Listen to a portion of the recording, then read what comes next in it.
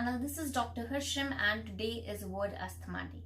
और आज world asthma day पे मैं आप सबसे बात करने वाली हूँ अस्थमा पर, यानी कि दमा. सो इस टॉपिक पे बात करने से पहले आई रिक्वेस्ट यू ऑल, अगर आप नए हैं मेरे चैनल पर तो प्लीज मेरा चैनल सब्सक्राइब करें. I am doctor Harsham and I make videos on nutrition, health, fitness, wellness and everything related with your health. So let's have a look at asthma. Asthma क्या होता है? अस्थमा का मतलब है जब एक नॉर्मल एयरवेज जो है, रेस्पिरेटरी एयरवेज जब नैरो डाउन हो जाते हैं उसको हम बोलते हैं अस्थमा. अब नेचुरली अगर हमारे एयरवेज नैरोड हो जाएंगे हमें सांस लेने में प्रॉब्लम आएगी. सो शॉर्टनेस ऑफ ब्रेथ जो है वो देखी जाती है इन केसेस ऑफ अस्थमा. और सिम्टम्स क्या रहते हैं अस्थमा के? There is shortness of breath जो हमने अभी डिस्कस करा. देन देयर इज कफ. कफ के साथ, खांसी के साथ म्यूकस आ सकती है. और इसके साथ साथ वीज, यानी कि सांस लेते टाइम एक पर्टिकुलर आवाज आनी जो कि विस्लिंग के साथ बहुत रिजेंबल करती है. अगर आपको ऐसे सिम्टम्स मिल रहे हैं तो काइंडली आप डॉक्टर या फिजिशियन को विजिट करें. राइट. और इसके साथ क्या देखा जाता है कि ये सारे सिम्टम्स जब आप कोई भी एक्टिविटी लाइक वॉकिंग, रनिंग या एक्सर्शन करते हैं तब ये जो सिम्टम्स हैं वो इंक्रीज कर जाते हैं. Now we are going to discuss what are the causes. Causes क्या रहते हैं इस चीज के? सबसे पहला और इम्पोर्टेंट कॉज है जेनेटिक. अगर आपके पेरेंट्स या ग्रैंड पेरेंट्स में अस्थमा की प्रॉब्लम थी या है तो आप में होने के चांसेस बहुत ज्यादा इंक्रीज कर जाते हैं. Second thing is air pollution. जितना ज्यादा एयर पोल्यूशन उतने ज्यादा चांसेस अस्थमा होने के. अगर मान लीजिए आपका घर या आप जिस जगह काम कर रहे हैं वहां पे एयर पोल्यूशन बहुत ज्यादा है, या आपका घर किसी ऐसे एरिया में है जहां पे इंडस्ट्रीज हैं या एयर पोल्यूशन ज्यादा है तो आपको अस्थमा होने के चांसेस काफी हाई हो जाते हैं. Third is smoking. जो स्मोकर्स हैं उनमें ज्यादा इंसिडेंस देखा गया है अस्थमा का as compare to the non smokers. And fourth is pregnancy. कुछ टाइम कई फीमेल्स में देखा गया है अस्थमा की प्रॉब्लम ड्यूरिंग प्रेगनेंसी शुरू हो जाती है. So it can be another cause of asthma. अगर आपको कोई एलर्जी है, मान लीजिए किसी डस्ट से या पोलन ग्रेन से, तब भी आपको अस्थमा का अटैक, जब ये वाली चीजें आपके कंटैक्ट में आती हैं, जो एलर्जेंस हैं जिससे आपको एलर्जी है, तो अस्थमा का अटैक जो है वो हो सकता है. नाउ मैं अब आपसे बात करने वाली हूं कैसे हम इसको अस्थमा को क्योर कर सकते हैं कंप्लीटली और permanently with the help of homeopathy.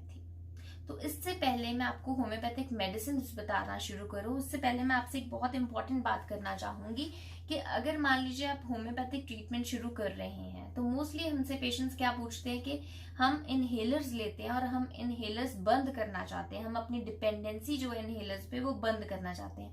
तो एक बहुत इंपॉर्टेंट बात है कि इनहेलर्स या ब्रोंकोडायलेटर्स जो आप ले रहे हैं वो एकदम से कभी बंद नहीं किए जा सकते, क्योंकि अगर हम एकदम से उनको बंद करते हैं तो एक डिपेंडेंसी होती है आपकी, जिसकी वजह से जब हम सडन उनको बंद करते हैं तो आपको साइड इफेक्ट्स आने शुरू हो जाते हैं.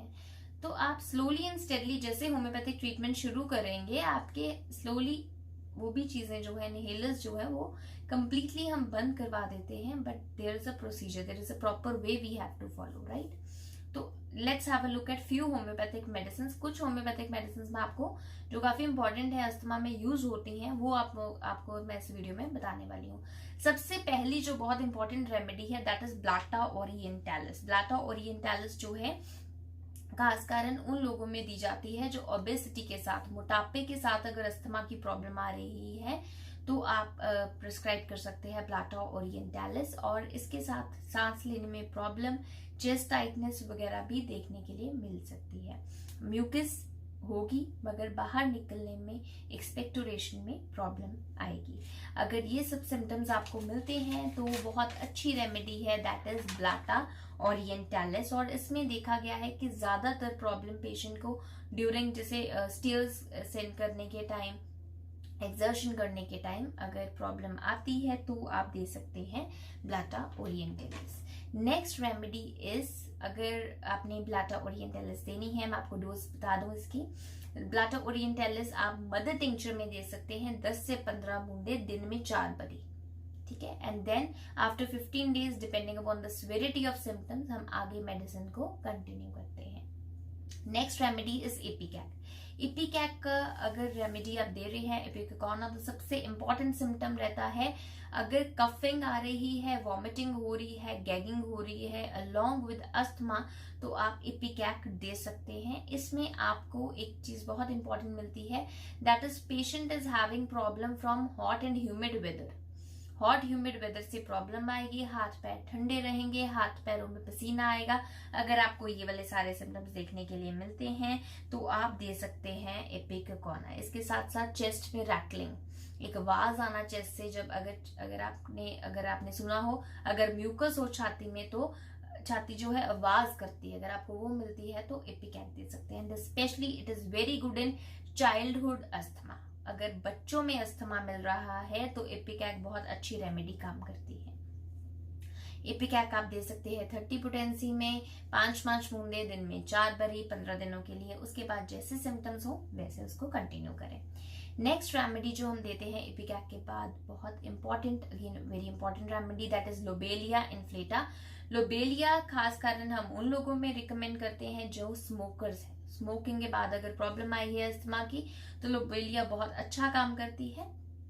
अब लोबेलिया में एक सिम्टम और बहुत वंडरफुल पाया जाता है, इसमें फीलिंग होती है वेट ऑन चेस्ट, वेट या कंस्ट्रिक्शन या लंप जिसको हम बोल सकते हैं, जैसे छाती पे भार की उसको फीलिंग आती है। एंड साथ के साथ जब वो तेज तेज वॉक करता है, फास्ट वॉकिंग से उसको आराम मिलता है।